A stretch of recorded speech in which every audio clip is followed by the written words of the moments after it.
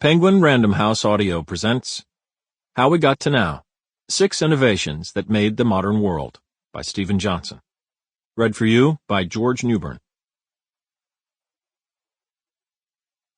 Introduction. Robot Historians and the Hummingbird's Wing.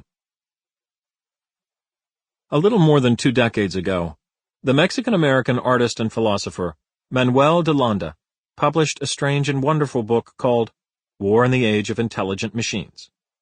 The book was, technically speaking, a history of military technology, but it had nothing in common with what you might naturally expect from the genre. Instead of heroic accounts of submarine engineering written by some Naval Academy professor, de Landa's book wove chaos theory, evolutionary biology, and French post-structuralist philosophy into histories of the conoidal bullet, radar, and other military innovations. I remember reading it as a grad student in my early 20s and thinking that it was one of those books that seemed completely sui generis, as though de Landa had arrived on Earth from some other intellectual planet. It seemed mesmerizing and deeply confusing at the same time. De Landa began the book with a brilliant interpretive twist. Imagine, he suggested, a work of history written sometime in the future by some form of artificial intelligence, mapping out the history of the preceding millennium. We could imagine, de Landa argued, that such a robot historian would write a different kind of history than would its human counterpart. Events that loom large in human accounts, the European conquest of the Americas, the fall of the Roman Empire, the Magna Carta, would be footnotes from the robot's perspective. Other events that seem marginal to traditional history, the toy automatons that pretended to play chess in the 18th century, the Jacquard loom that inspired the punch cards of early computing, would be watershed moments to the robot historian, turning points that trace a direct line to the present. While a human historian might try to understand the way people assembled clockworks, motors, and other physical contraptions, de Landa explained, a robot historian would likely place a stronger emphasis on the way these machines affected human evolution. The robot would stress the fact that when clockworks once represented the dominant technology on the planet, people imagined the world around them as a similar system of cogs and wheels. There are no intelligent robots in this book, alas. The innovations here belong to everyday life, not science fiction. Light bulbs, sound recordings, air conditioning, a glass of clean tap water, a wristwatch, a glass lens.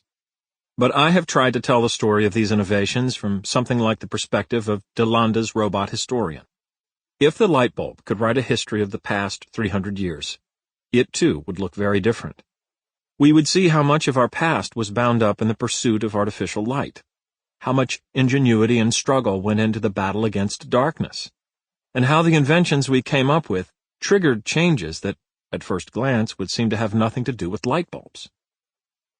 This is a history worth telling, in part, because it allows us to see a world we generally take for granted with fresh eyes.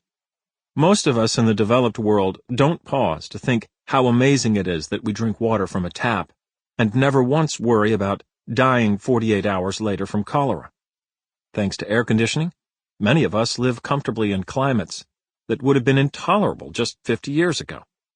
Our lives are surrounded and supported by a whole class of objects that are enchanted with the ideas and creativity of thousands of people who came before us, inventors and hobbyists and reformers who steadily hacked away at the problem of making artificial light or clean drinking water so that we can enjoy those luxuries today without a second thought, without even thinking of them as luxuries in the first place. As the robot historians would no doubt remind us, we are indebted to those people every bit as much as, if not more than, we are to the kings and conquerors and magnates of traditional history. But the other reason to write this kind of history is that these innovations have set in motion a much wider array of changes in society than you might reasonably expect. Innovations usually begin life with an attempt to solve a specific problem. But once they get into circulation, they end up triggering other changes that would have been extremely difficult to predict. This is a pattern of change that appears constantly in evolutionary history. Think of the act of pollination. Sometime during the Cretaceous age, flowers began to evolve colors and scents that signaled the Sample complete. Ready to continue?